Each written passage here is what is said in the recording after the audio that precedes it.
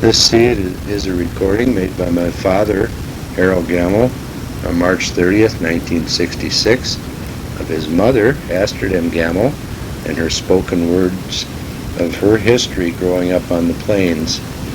It was originally recorded on a reel-to-reel, and then Merle Johnson transferred it to cassettes, and now it is on a CD for your enjoyment.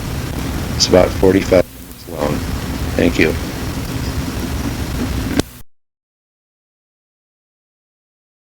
I'd like to tell you some of my experiences as a pioneer in the early days of Midwestern Nebraska. My parents migrated from Denmark in about the year of 1890 to the city of Omaha, Nebraska, where they lived for about 11 years. They had to make their start in the Depression years of Grover Cleveland's time. And my father, Mr. Holger Arndt, found it hard to make a living for a growing family, as he was not a strong man. He had lost his one lung with pneumonia after struggling along in the city for 11 or 12 years. They decided to move out to western Nebraska, where my mother, Mrs. Hedvig Arndt, had relatives who had taken up homesteads and got started for themselves. At that time, the government allowed only 160 acres of land to the person. They were to live on the land and improve it for 5 years before they could obtain a title or deed to the land. Later on, they found the land could not produce enough to sustain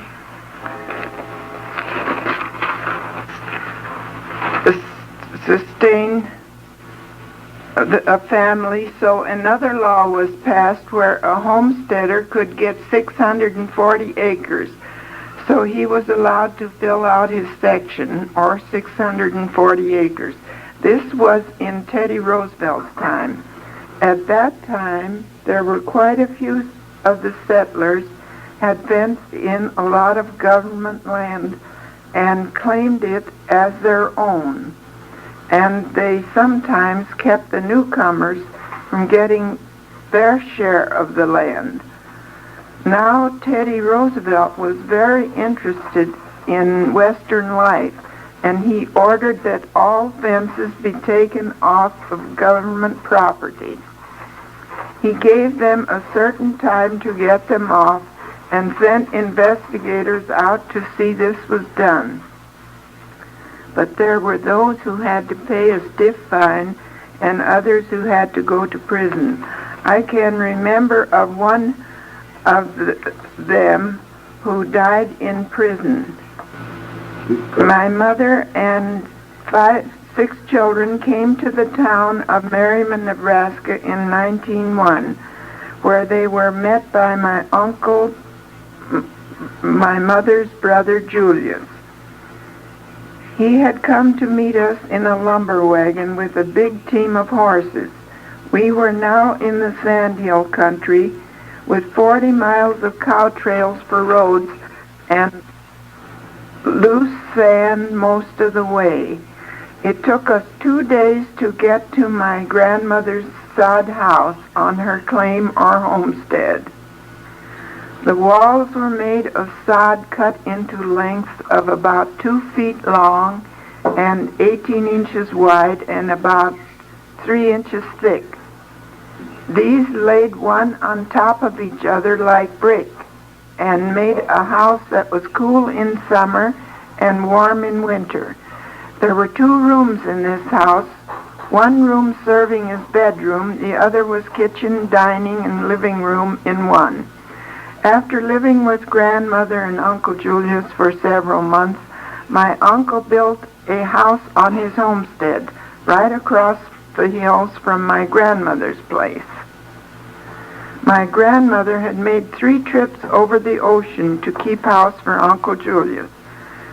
There were no trees in this part of the country. The nearest trees were 7 miles away on the Snake River, and as we had to have fuel, so we had to do as grandmother did. She gathered the dry cow chips and used them for fuel. I was very much surprised when I came to grandmother's house, and she put on a long apron that was gathered full around the waist and reached clear down to her ankles. She went out to a pile of cow chips and knelt down and proceeded to fill her apron with these cow chips.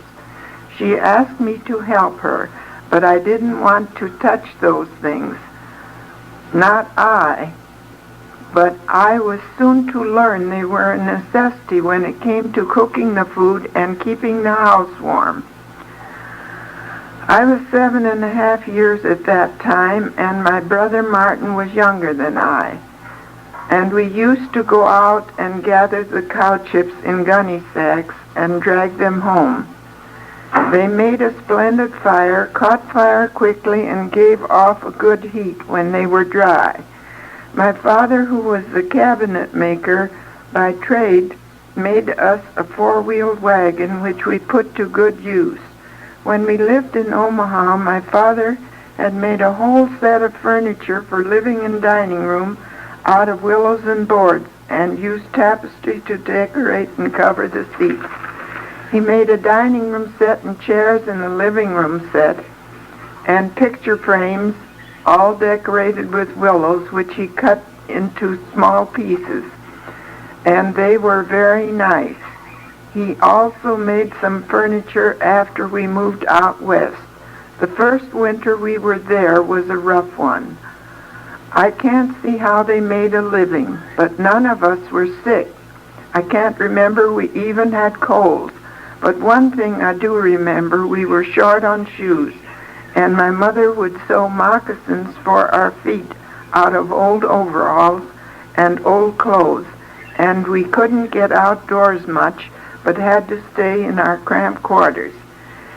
The water had to be carried from the windmill where the cattle drank, and that meant the washing water and all the water that was used in the house. We had no bathroom, but had to use the great outdoors whenever it was necessary. My uncle loaned us a couple of cows which we kept in the sod barn. That, when necessary, that first summer we had to go barefoot, and sometimes the going was rather rough. Up in the hills were several different kinds of cactus, and often we would step on these, especially when going after the cows. Then down in the valleys would be creeks and rushes in the valleys, and willows, and they were usually 2 or 3 feet above our heads, and the cows used to run in and out of these willows and rushes to shoo off the flies. It was hard for us to chase them out. We finally tried to wait for the cows to come out of their own accord from their hiding places, but that was sometimes quite late, so we had to go in after them when this didn't work.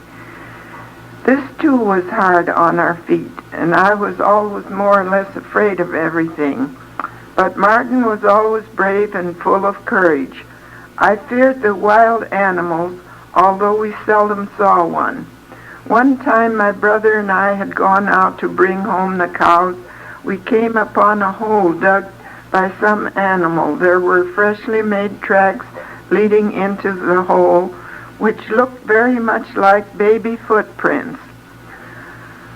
We thought some animal must have taken a baby into that hole and went home and told Mother about it. I was very much afraid of coyotes and wolves, as I had heard of them, but did not see any until later, until I was older. But I think this animal must have been a badger. I must tell you of an episode we had later that first winter with a badger. My mother stayed alone that first winter in the sod house on the homestead, as my father had stayed on in Omaha to earn some money so we could get started. He stayed there till the next summer, then came out west to join mother and the children. During the winter, while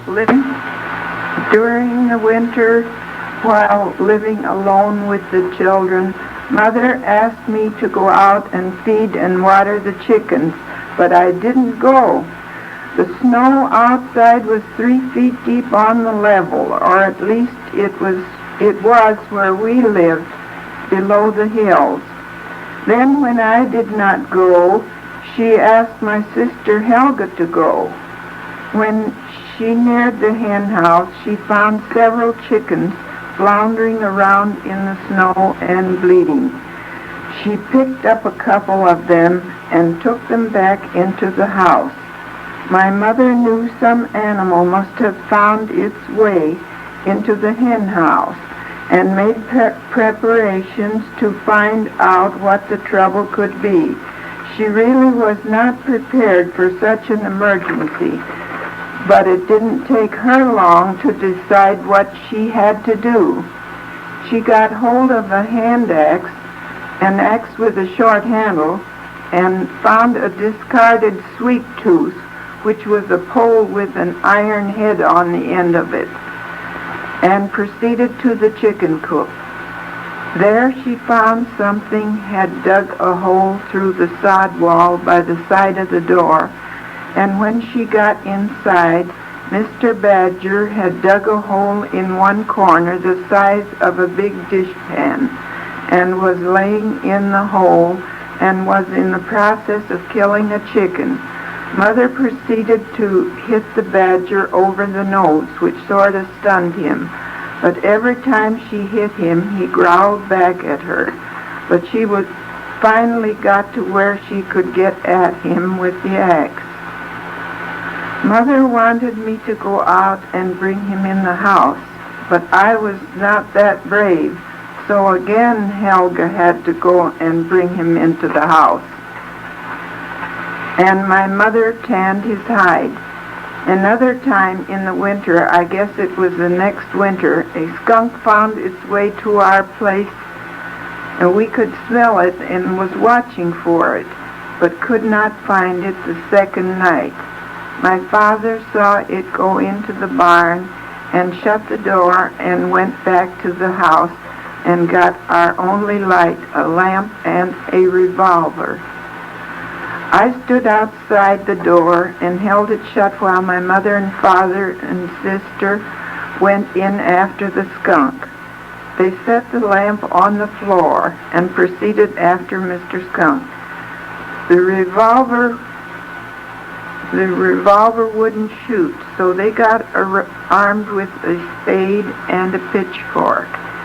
The skunk crawled in under the manger, but somehow they got at him.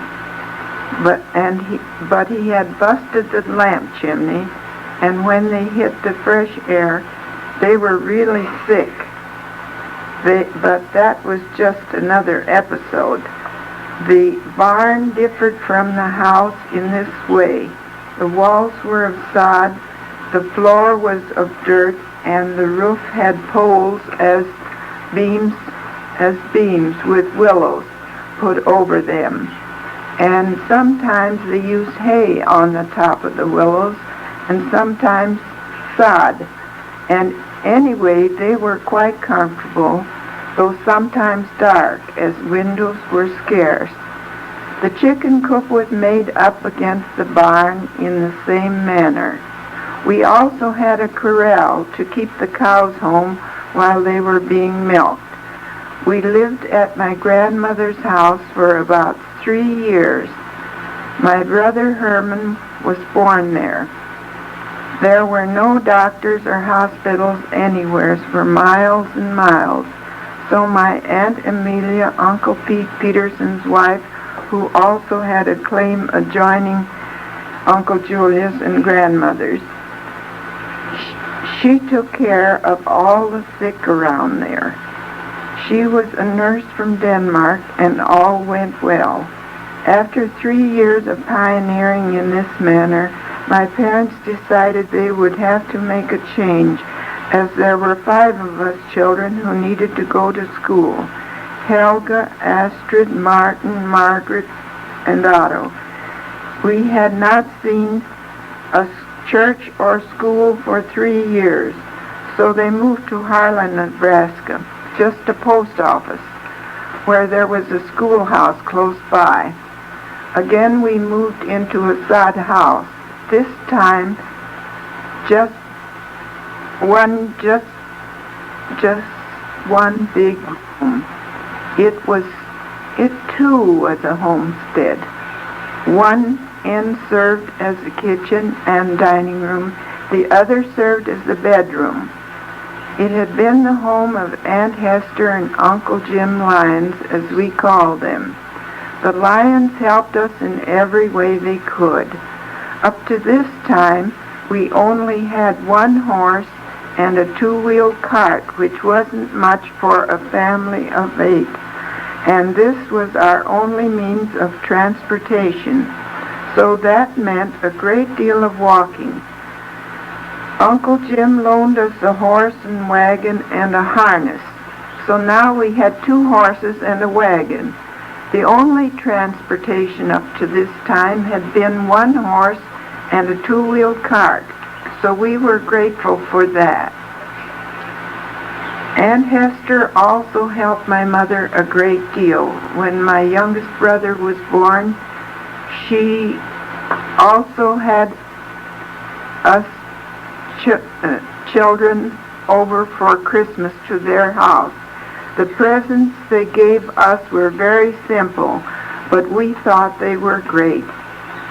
She had some pencils and paper, and she had some 1-inch ribbons for our hair.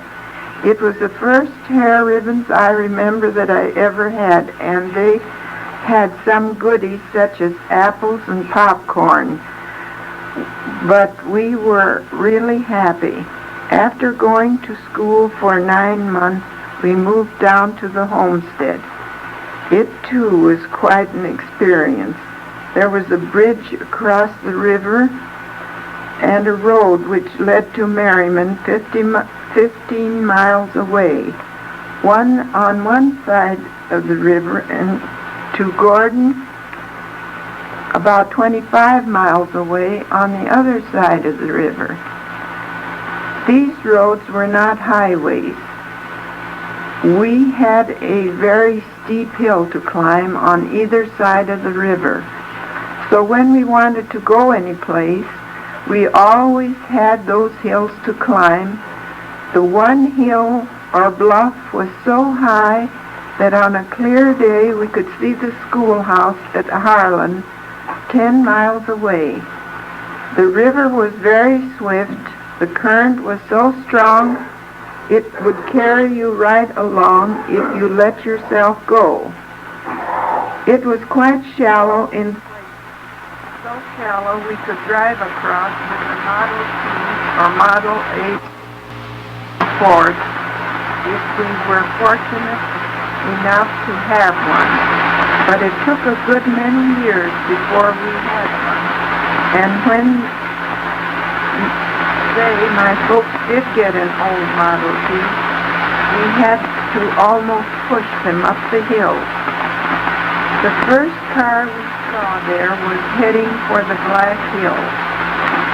The children all crowded round, and the 2 men who were driving it stopped and had dinner at our place, and my father had to pull them up the river hill. They could get down the hill, but not up. My father had to pull them up with his horses, of course. They didn't offer my dad a cent, but their motto was the Black Hills or bust. Well, I hope they made it the rest of the way, as there were still more hills to climb. My brothers came back and said the car sounded like a mowing machine. That was their first experience with anything but horsepower and manpower. When we first moved down to the homestead, there were no fences on our land, and the cattle from the neighboring ranches used to roam all over the places. The boys had to herd the few cattle we had till they could get some fences put up. They had to chase the ranchers' cattle off of what we called a hay flat, and often there would be a vicious bull who would chase them up a tree. The milk cows would sometimes wander back to Harlan 10 miles away, and the boys would have to go after them by foot. We got our mail at Harlan that first year. The place or homestead was overrun with rattlesnakes. There was a rattlesnake den a couple miles up the river from where we lived, and in the fall the snakes would gather and go into the rock cliffs in the spring. They would come out and lie in the sun in front of the rocks and sun themselves before venturing out into further hunting grounds. The ranchers would go down there on Sundays for a pastime and kill quite a number of these rattlesnakes. This would be mostly in the springtime. But the first year we were down on the homestead, there was hardly a day they did not kill several while they were going about their work. The first thing my folks did when they moved down on the homestead was to build a dugout. You might call it a cellar. It had a fair-sized window about 12 by 27 inches right over the door. That was the only light except when the door was open. They used poles for the braces and studdings and put willows over the roof and down the sides to the dirt floor to hold the dirt back. It was built into the side of the hill. After this was done, I went down to grandmother's and Uncle Julius with my father to help them put up hay. My father had bought a team of white mares, and one had a colt shortly after. They drove these 2 white horses down to grandmother's with the baby colt. When we got there, my father turned the horses loose in the meadow to eat the nice green grass. The mother colt got colic and died, so I stayed on with grandmother, and we kept the colt. We called her Flora, and I used to go out into the pasture and feed this little colt. She would follow the other horses around. After a while she got so she would come to me when she saw me coming with her milk. She lived to be quite old and was one of the best horses we ever had, and she had many fine colts for us. Thanks to my grandmother's care. Flora was such a gentle horse, and no matter how we used her with saddle, with plow, or wagon, she was always willing, even though the going was rough. The land was quite barren, as there was a bridge across the river. People had come in and taken the trees for posts and poles. So there was mostly brush and berry bushes and willows left. So the best land along the river bottoms had to be cleared before you could use it for grazing or farming. And along the river it was cliffs with bluffs all around and rocky. The children went barefoot a good deal. So we went out to the sunny hillsides and picked and dug cactus by the tubs full and threw them into the river to get them out of our way. There was an abundance of wild fruit such as plums, grapes, chokecherries, June berries, and buffalo berries, which helped to fill the food bins. The only crops we had that first year were some corn and potatoes. My father had planted on someone else's land for shares up at Harlan before we moved away. There wasn't any time to plant crops after we came to the homestead there in June and had to build shelter and get things lined up for the winter. We were now 10 in the family, so it was a struggle to get by. That fall we started to go to school 3 miles away, and no matter where we went, there was always that river hill to climb on either side of the river. Sometimes the weather was quite bad, but through it all, there were times when we had perfect attendance, not being tardy or absent either. We were bothered with chilblains on our feet many times when it was cold, but many times our feet would be wet all day till we got home at night. Right now, I would like to tell you some of our experiences those first years on the homestead. And coming back to the rattlesnakes, the dugout was on the side of a little hill with the river about a half a block away. There was an island about a block long in the river in front of the dugout, and there was fruit on the island, so my mother said to me, "Let's go and pick some fruit on the island." We left the rest of the children in the dugout and got down to the river when Otto came running down and said there was a big snake in front of the door. We hurried back, only to find the snake was gone. So Mother hunted around the outside of the dugout and found the snake and killed it. It so happened she had quite an experience the night before. She had not told us children about it. She was awakened in the night and thought she heard a rattlesnake, but was afraid to stir because she didn't know where it could be. But she thought it was creeping among the willows on the side walls of the dugout. There was the dirt wall behind the willows and the sand floor. So she just laid there and said her prayers until morning. The next day she hunted all over, but could find no trace of it. The only light she had was a kerosene lamp, and she was afraid if she got up and tried to find the lamp, she might step on the snake, so she decided to stay where she was. So it was a big relief to her when she got that snake. But there was always a possibility of more getting into the cave the same way. Now for a short talk about the Indians.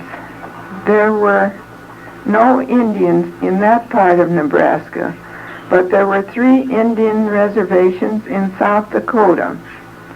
The Indians loved to roam about, but in order to come to Nebraska, they had to get a permit from the government to take these tours.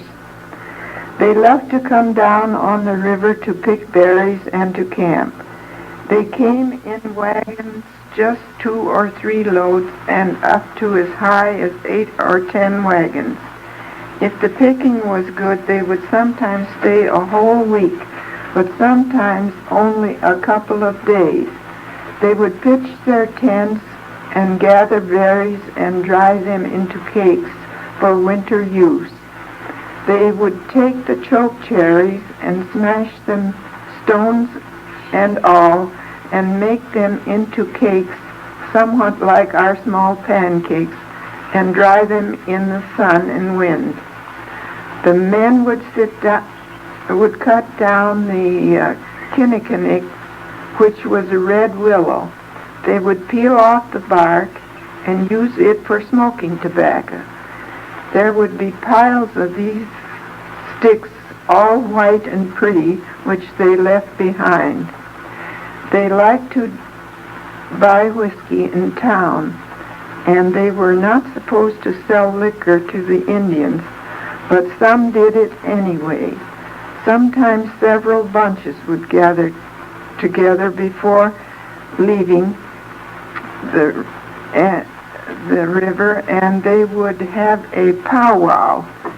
They would be pounding stakes into the ground and whooping and singing all night long. But they never bothered anyone that I ever heard of.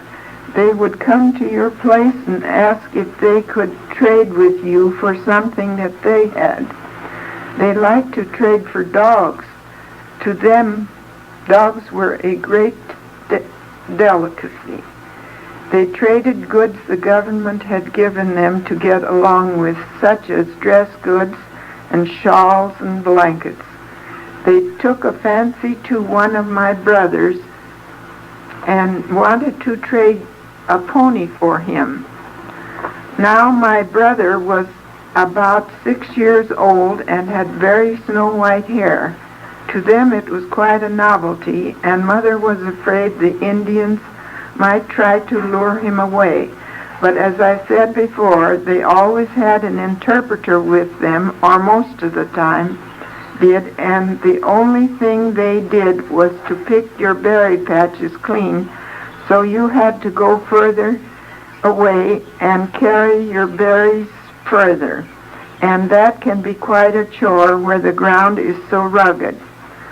One day 2 wagons stopped along the road and pitched their loads and pitched their tents and loads and stopped and dried berries.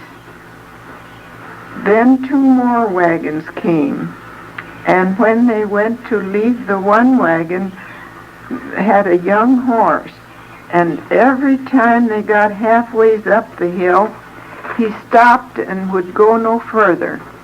So after a lot of flapping of the wings and going back up the hill again, the driver would holler and flap the wings again, the lines again, and go.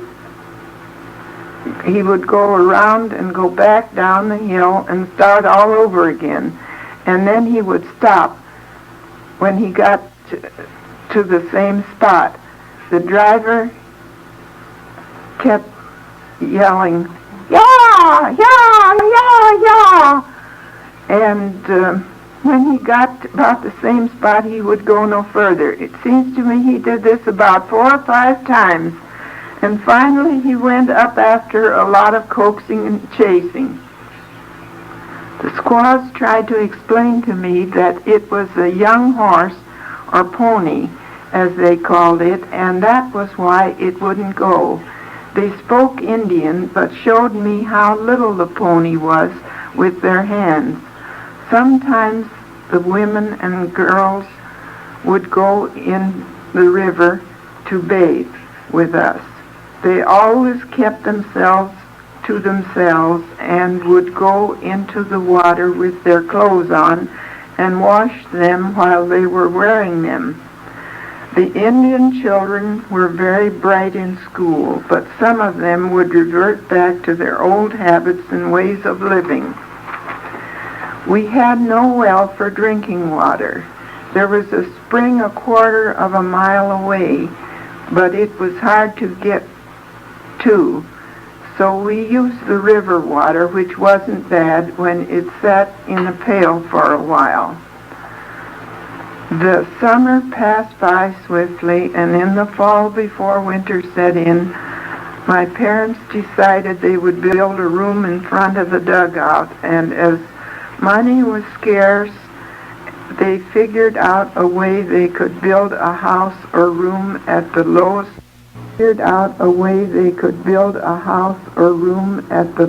cost in money, but not the lowest in labor, but a case of necessity. They gathered the rocks from around and laid them one over the other, using the magnesia from the hills for cement to hold them together. This meant a lot of hard work, so few hands to do all of it. But they had a nice big room when it was finished. That first winter, we used the cave as a bedroom, and the one big room in the stone house also served as a bedroom.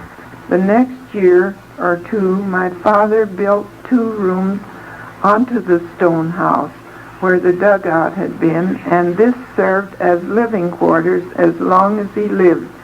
After he passed away at the age of 59 years, my mother used their life insurance, which was $800, to build a quite modern house with the help of a carpenter and the 4 boys who were Martin, Otto, Herman, and Philip Arndt.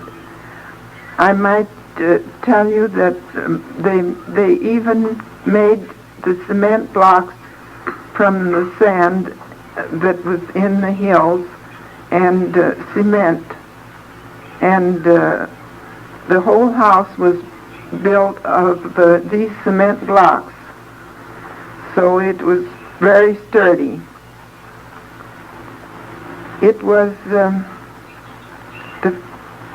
where was I? Oh yes, coming back to the first winter with 8 of us children, the oldest 13 and the youngest a year old, and the hard work it took to make a living and helping to build a house proved to be too much for my mother, whose health broke down and she had to go to the sanitarium for a year with a nervous breakdown. It was in January with 2 or 3 feet of snow on the ground. The younger children were brought down to the South Hills where we moved from and were divided among my mother's brothers. And my grandmother, and while I and my brother and oldest sister stayed at home, a neighbor who lived about 15 miles away brought me up to their homestead near Merriman, Nebraska, to stay with her, as her husband was gone a lot of the time and she could not be alone. Their house was near a lake, and they used water from a 6-foot open well, after which I came down with typhoid fever, which made a great change in my life. By this time, I was 12 years old. And now going back to the homestead, one day while up at Harlan, Mother and Father were gone away for the day, and the sky was dark with dark clouds, and we could hear a constant roaring like a constant thunder. The boys shut the cows in the corral, and we gathered in a supply of fuel to keep it from getting wet if it should storm, and we were frightened because it looked so threatening. Well, the storm came not so much wind, but rain and hail. It was the hail we had heard, and the cows broke down the fences and ran down the road. The ground was all covered with hailstones, and the boys went after them as soon as the storm was over. There was a fence on both sides of the road, but the cows had gone quite a ways down the road. Another time the folks had gone to town. The roads were mostly like sandy cattle trails. It took 4 hours or more to drive those 15 miles. It got to be evening and it started to rain, or was trying to. It got so dark they couldn't see the road, and my father had to get out and find the road at times. He even lit matches to see where the road was. They got as far as the top of the river hills, but now to get down those hills over the road was another thing. They came to a very sandy part of the road. The horses stopped and would go no further, so Father got out and found they were on the brink of what we call the Sandburn Bluff. It was very steep and sandy, and if they had got started down that bluff, they would have tumbled head over heels, over and over. But as it was, they got back on the road and made their way down the hill on the road and had to cross the river where the bridge used to be to get to the home place. But they finally made it. I would just like to mention a few of the things we made and did to get a living off of the land. We used to grind corn and wheat to eat. The first winter we practically lived on potatoes and cornmeal mush. We churned butter from the cream.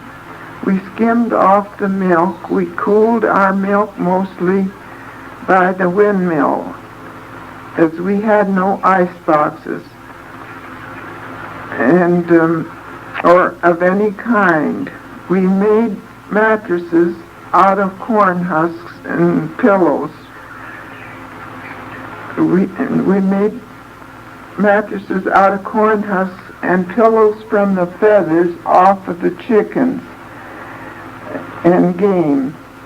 We salted the pork and kept it in the cellar if we had one. The neighbors used to come on Sundays, especially in the summer. They used to like to come down to the river. It was like picnic grounds to them, and they loved to pick the berries. That was about all there was to do in those days. We never saw such a thing as an apple or an orange. Once in a while a peddler came through the country. He carried all sorts of gadgets and little things that could be used in the home, such as shoelaces and buttons and button hooks, pencils and elastic for garters and so forth, and notions of all kinds, even dress materials. And you usually had to give him board and room overnight. It was customary in those days that every home was a stopping place to stay overnight or for a meal, as the need might be, because of the distance between places and the modes of travel, and communications were scarce. Before I leave off, I want to tell you about the cherry trees. Mother had told me about the cherries that grew out west before we left Omaha, and I fancied seeing cherry trees growing where we could go and pick cherries to our heart's content. Much to my surprise, I couldn't see a sign of any kind of a tree. It so happened my oldest sister Helga had gone out west to stay with her Uncle Pete and Aunt Lee.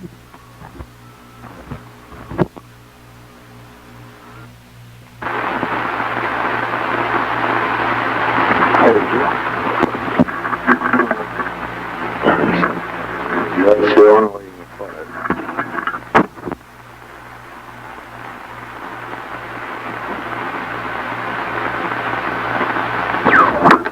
Now we are trying to record a recording here, and It so happened my oldest sister Helga had gone out west to stay with her Uncle Pete and Aunt Amelia before we came out west. So when she came over to see us, I asked her, "Where are the cherry trees?" She said, "What cherry trees?" I said Mother had told me there were cherry trees out here. "Oh," said Helga, "she must mean the sand cherries." I still couldn't see the cherry trees, so Sister said they don't grow on trees. They grow on little bushes right on the sand. And she took us up in the hills and showed us the sand cherry bushes, which were so small we wouldn't see them unless we were close by. In fact, they laid mostly on the sand when they had cherries on them. They were black when ripe, and some would get as large as wild plums. They did not bear fruit every year, as the weather conditions has a lot to do with all wild fruits as to when they will bear fruits. Those sand cherries were the only fruits we had after the first year or two. We didn't have any jars for canning the fruits, as the towns were far away and we had to enjoy them while they lasted. It was hard to get jars. The washing was done on a scrub board by hand, and we did the ironing with what they called fat irons. The iron and handle were all iron. The sewing machine was either run by hand or foot power.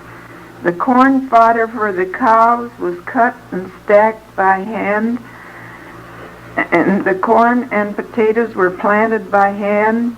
You must remember, we had to send away to other parts of the country to get implements such as plows and other necessary tools to till the soils and put up the hay, saddles and harness, and even wagons and buggies to ride in, and also household furniture, so most homes just had the bare necessities to work with.